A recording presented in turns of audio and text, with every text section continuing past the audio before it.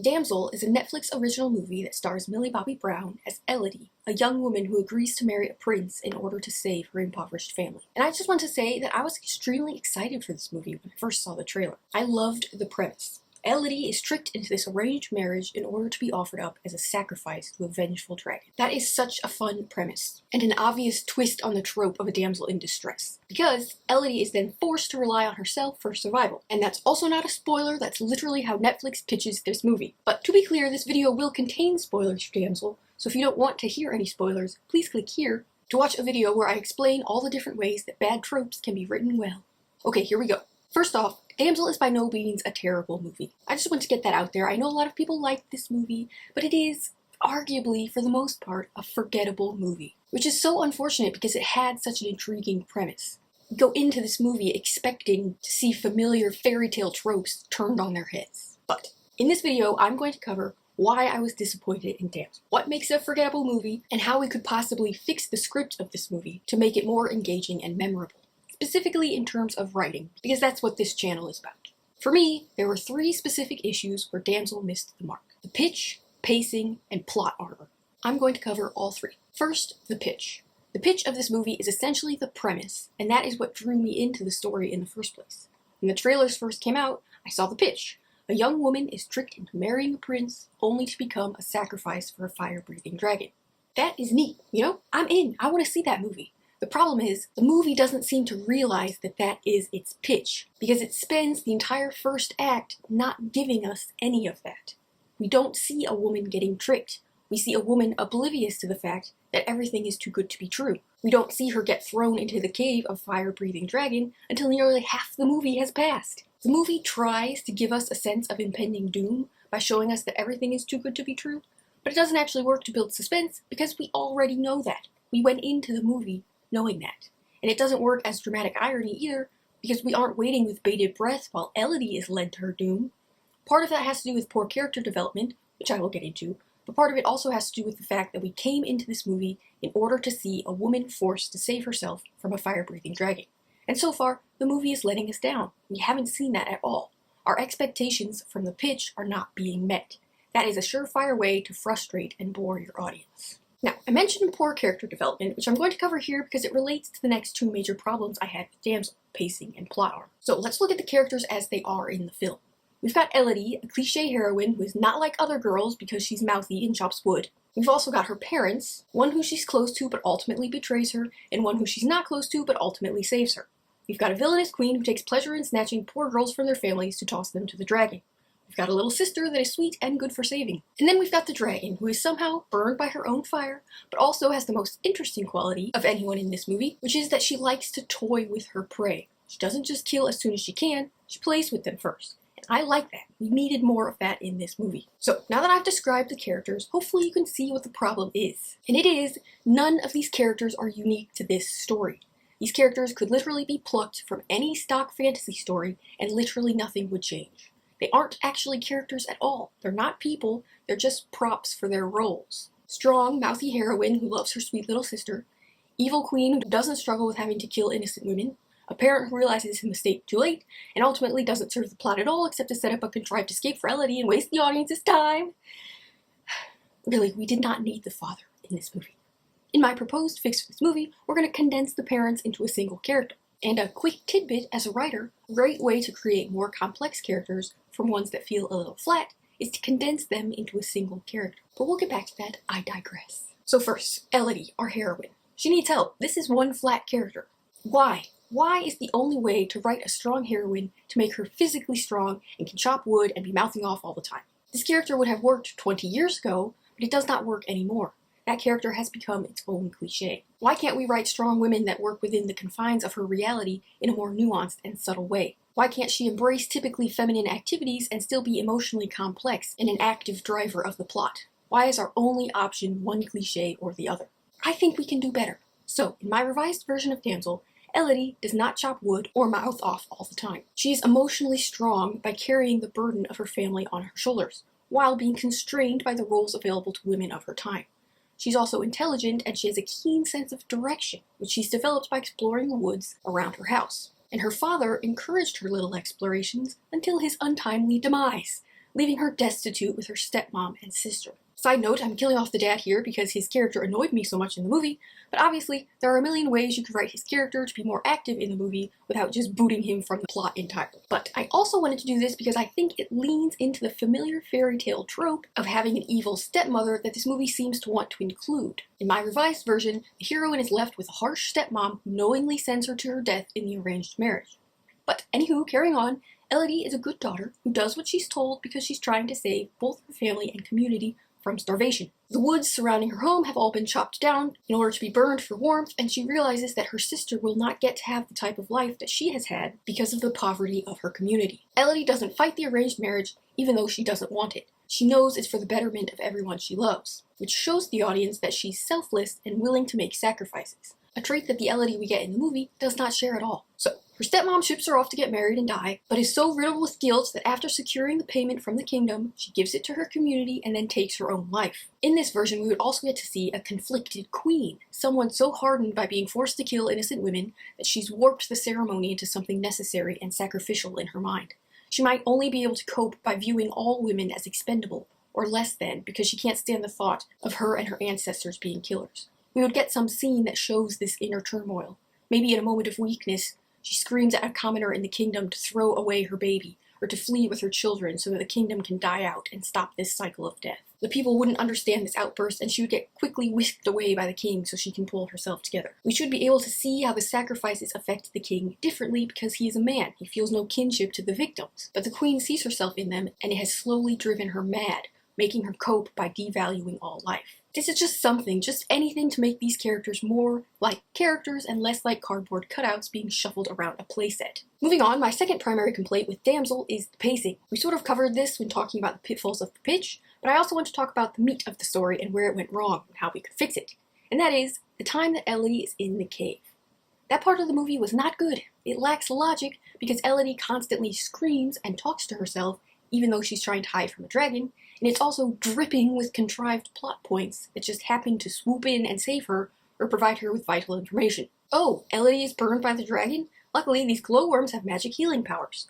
Oh, Elodie is sliding down a gigantic rock? Luckily, the evil queen gave her a dagger for some reason that makes no sense whatsoever, so Elodie can save herself when she's sliding. Oh, Elodie is lost in the caverns? Luckily, the previous women who died in these caves happened to leave a detailed map on the wall, even returning to mark the exit instead of actually exiting. Oh, the dragon is about to finally kill her? Luckily, her foolish dad with no plan comes bursting into the cave just in the nick of time to distract the dragon. Oh, Elodie is lacking a vital piece of information that she could use against the dragon? Luckily, she has a fever dream that literally tells her what she needs to know. Just no, you can't do that. Rule number 1 of storytelling is, you can't get information from dreams. Full stop, that's just it. Anyway, I could go on and on with these. It's like the entire story is one deus ex machina after another. Oh, Elodie needs to know that the dragon kidnapped her sister. Luckily, her mortally wounded mother just happens to trek to this one particular rock in the countryside, even though it had all been burnt to a crisp the night before, and can tell Elodie what she needs to know. Oh, Elodie has never been shown to have any knowledge of sword fights whatsoever. Luckily, she just does now, okay? Don't ask questions. Now, again, if I'm being generous, I can see how the writers were trying to show the strength of sisterhood by having the previously murdered women leave clues for Elodie and by having Elodie save her sister. But if I'm being honest, both of those plot points are so heavily marred by basic writing flaws that any hope of seeing a poignant story of sisterhood in them is at best lost and at worst mocked. As I said before, the girls in the cave drew a map that made no logical sense, since it meant they would have had to return to the map after finding the exit instead of exiting. That's not satisfying for the audience whatsoever. We want to see Elodie make these discoveries and draw her own map. It's her story we're supposed to be invested in, and there's already a heck ton of contrivances keeping her alive. Now, in regard to her sister, that character's only purpose in this movie that is about not being a damsel in distress is to be a damsel in distress. And again, I get that it's different because she gets saved by her sister and not her true love, but she still has no other role other than being saved. She isn't even the primary motivator for Elodie at any other part of the story. It's not like she decides to go along with the arranged marriage in order to save her dying sister who can't afford treatment, nor is Elodie determined to survive the dragon in order to get back to her sister who depends on her for survival. In this movie, Elodie has a sister solely for the point of being saved, and that is frustrating. So let's fix some of these plot points, shall we? First, plot armor. There's no need to make Elodie so obviously immortal. It doesn't help her appear strong. It makes the obstacles seem weak. Why on earth would you start the main body of the story by tossing a very fragile human girl down like a 50-foot cavern onto rocks? How are we supposed to take any of the threats seriously after she survives a fall like that without even a broken bone? Add on top of that a dragon who never kills her even after a million chances, and we have a story that successfully destroys all of its own stakes. Also on that point, why does Elodie simply go along with the whole strange ritual thing without ever once getting suspicious that something is off? She's supposed to be strong and feisty, so why is she only demure when the plot demands it? Let's say we've been following the character that I described earlier, who isn't a feisty fireball, but is instead an intelligent, selfless member of her community, who does what she believes is best for them. It would make sense for that character to patiently allow that whole creepy ceremony to go on, even though she can tell something's not right. Then, when the prince tries to pick her up, she finally fights back. Maybe it's the first time she's fought back in her entire life, and she's not good at it, but she throws him off balance, so she ends up sliding down the walls rather than just straight free-falling to what should be her death. I think that makes the scene a mite more believable. Also, if the point of this movie is to inspire girls into being strong and brave enough to not always do what they're told, why start the movie with a character who has already accomplished those goals? Why not present a character that has to grow to those goals? A character whose audience of girls is more likely to see themselves in her if she starts out not strong and not able to go against everything that she's being told. I feel like that would be a far more effective way to inspire an audience of girls. Give them a female character they can relate to, who they then see grow into becoming strong. Don't give them a character who starts out strong and has nothing to grow towards. That is not a character the audience can relate to. An audience that wants to be inspired does not view themselves as already having achieved the strength that is their goal. They're more likely to view themselves as someone who has been squashed and sidelined by society, and they want to be able to see a character like that grow into a strong character who is able to stand up for herself despite always being told what to do. Now, a little side note here, I actually like the kindness towards animals that Elodie has in this movie. I'll leave that in there in my revised version. I like that she tries to save the burning bat, and then later says she won't hurt the glowworms and just carries them around in a bag. A bag of worms won't draw the attention of the dragon near as much as her glowing necklace thing, because the glowworms are already in the cave, so that's fine, that can stay. But to make it more relevant to the story, I think it would be interesting if she was later forced to eat the burned bat for survival, or even the worms, I don't know, but the worms should not have healing powers. It makes no sense, and I don't like it. This is a fantasy world that for some reason only has two fantasy elements, and that is dragons and magic worms, and they both happen to live in the same cave. That is bad writing. The glowworms can glow, but that's it. No healing. Now, if I'm again generous with the writing in this story, I could argue that the reason the glowworms are there is so that the dragon can prolong her torment of the girls. That would work if at any point the glowworms acted as a trap, or if anything acted as a trap, and we could tell the dragon had set up these apparently helpful items in her cave only to give false hope to her victims. That's a fine idea, but I still don't like the healing powers being present. I actually think it would be more interesting and make for more tense scenes if Elodie wasn't physically strong, and we see her getting weaker and more wounded as the movie progresses, but she still keeps her wits about her, her one real strength. I think they should have made the cave like a quiet place type of situation, and have Elodie tie a scrap of fabric around her mouth as a gag so she can't make any noise, and alert the dragon to her location. She should use her already established sense of direction to start marking out places in the cave where the dragon can't go, where dangerous falls are, where ice is for water, etc. She makes her own map.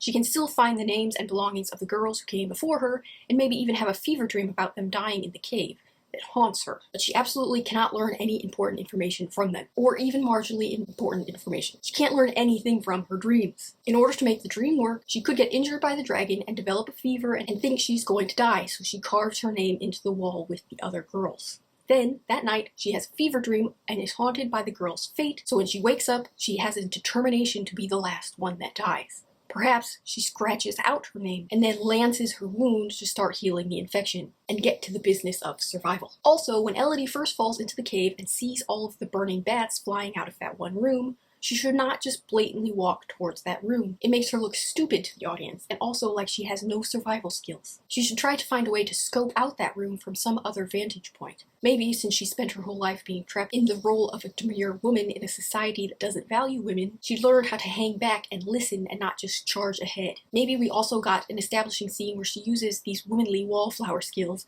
to outsmart someone in a conversation, which leads me to my next issue, and that is the primary relationship in this movie. Which is, if you didn't know, between Elodie and the dragon. That is the primary relationship. It's literally why we're watching this movie.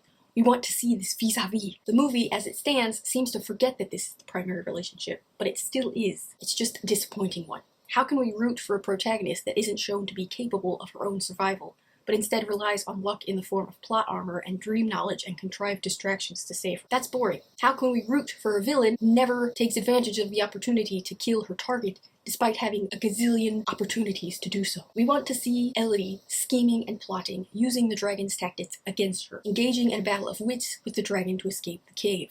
We want to see the dragon's primary quality of enjoying toying with her prey become that dragon's downfall. So, in my revised version, Elodie is a skilled conversationalist since she's been forced to do the work of women of the era and only participate in activities in the home. She can't wield an axe, but she can trick you into confessing your sins without ever realizing it, all the while maintaining a demure smile in the back of the room. That is a skill that would make sense for her world, and she can also use it against the dragon. We are literally given a dragon that likes to play games. It wants to toy with her. I want to see her toy back. The entire section in the caves should be an epic chess game between these two characters, where Elodie and the dragon compete in a war of words. All the while, Elodie is getting the lay of the land, drawing her map, and figuring out how to survive. At first, she'd use the dragon's own arrogance against her, so Elodie would have the upper hand until the dragon realized she's being played by this girl, who's only acting simple and frightened, but is actually tricking her into showing her the different paths in the cave, or blowing fire on blocks of ice so she can have drinking water, or filling her head with stories about the kingdom until she's all riled up and doesn't know which way is up, so that she, the dragon, is ultimately the one who tells Elodie everything she needs to know to put the whole story together, and not some random girl in a fever dream. As soon as I realized this movie had a talking dragon that toyed with its food, this is the scenario I was hoping for. But of course, we did not get that. We got Elodie screaming and falling and using magic worms to heal herself, and backing herself into corners only to get saved by some contrived plot point where the dragon just happens to get distracted right before she kills her. I mean, it was fine. It was just a disappointment. I was disappointed. I saw what we could have had versus what we actually ended up with, and I was disappointed. That's all. Now, for the final act. Oh dear, how do I fix that? Let's start with what went wrong. So basically, once Elodie escapes the cave, she hides under some rocks while the dragon burns everything in sight.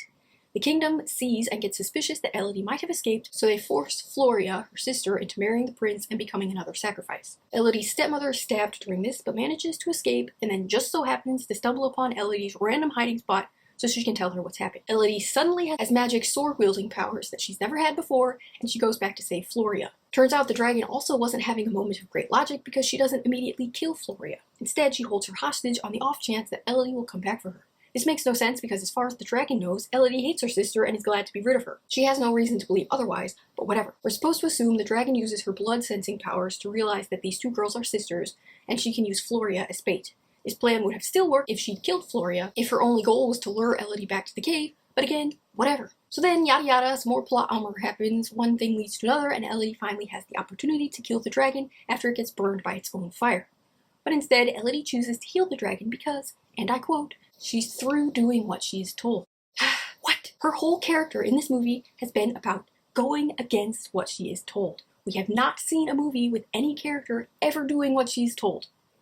Elodie literally fights everything anyone ever tells her to do. It makes absolutely no sense for that line to be in this movie. None. But moving on, this scene also doesn't work because we've never seen Elodie setting traps or knowing how to use a sword. It doesn't make any sort of sense that she would have these skills given her previous life. And even though she's set up as someone who doesn't want to cause harm with the bats and the worms, and it might make sense for her to choose not to kill the dragon, why on earth does she befriend it? This dragon has still been killing all of these innocent women for centuries. And why go back to the kingdom that sacrificed you other than to gloat? They could still very possibly kill you, and then this whole survival would have been for nothing. Go home, Elodie. You won. So basically, in my revised version, none of this happens. We don't need the kidnapped sister plotline at all. It doesn't do whatever the writers are hoping it does in terms of showing women helping women. It just creates a damsel in distress and has a cliched strong, not like other girls, girl, rescue her. In my version, the battle of wits between Elodie and the dragon lasts all the way until the final moment where Elodie has tricked the dragon into burning herself and must choose whether to kill the dragon or not. And no, this does not come about from Elodie randomly stumbling upon a suspiciously reflective rock and yelling at the dragon to show me your fire, because that is the weakest, most obvious ploy I have ever seen. And this version also probably doesn't involve a dragon getting burned by its own fire, but instead uses some other, cooler, less cliche way for a dragon to die. Who knows? I couldn't think of anything. Now, I went back and forth with whether Elodie should kill the dragon or not, and I think it makes sense that she doesn't, because she can't kill something that's already injured. That's been established in her character. I also get why the writers wanted her to have this great cinematic showdown with the queen, but they should have realized how flat and cringy and nonsensical that scene ended up being and then cut it. So what happens in my revised version? After Elodie walks out on an injured dragon in the cave, I think the best thing that could happen is for Elodie to return home with her sister. And then, the commoners in the kingdom, who have been shown throughout the story to be uncomfortable with tending to girls they know will die, finally rise up and overthrow their leaders. Perhaps this is led by female staff that we saw Elodie interact with earlier when she first arrived into the kingdom. Maybe Elodie could tell they were standoffish for some reason that she doesn't understand, but she still goes out of her way to befriend them, and doing so encourages them to do what is right even if it is scary. Then, at the end of the film, when these characters realize Elodie has escaped the dragon, they finally feel brave enough to do what is right and demand change. This could be the element of the story that shows women helping women. The female staff who are inspired by Elodie and finally able to say that they are done with the sacrifices and they refuse to do any more. They might ask for approval from the royal family, but upon not receiving any, they then force the royal family into the dragon's cave and to their ultimate demise. Perhaps the prince helps them. Maybe he's also had a change of heart and knows the sacrifices must stop. So he helps dispose of his own family, maybe even himself. He could become the new sacrifice, and do so at his own choosing. And maybe we don't even get a definitive answer on what happens to the dragon. We see her, wounded and breathing heavily in the cave. We're left knowing she has a choice to make. She can either use the knowledge of the kingdom's trickery and seek vengeance, or not. She might even succumb to her wounds. We don't know. It's up to us to decide, based off what we've learned of her character throughout the film. It's open-ended. Is that a better movie? I don't know, okay? I just needed to try something to fix the glaring writing problems that plagued this story. So if you enjoyed this, please like and subscribe. Also, I do offer fiction editing on Fiverr, anything from short stories or single chapters to whole novels. So if anybody has a story out there that they'd like for me to look at, please check out the link in the description box below. Thank you!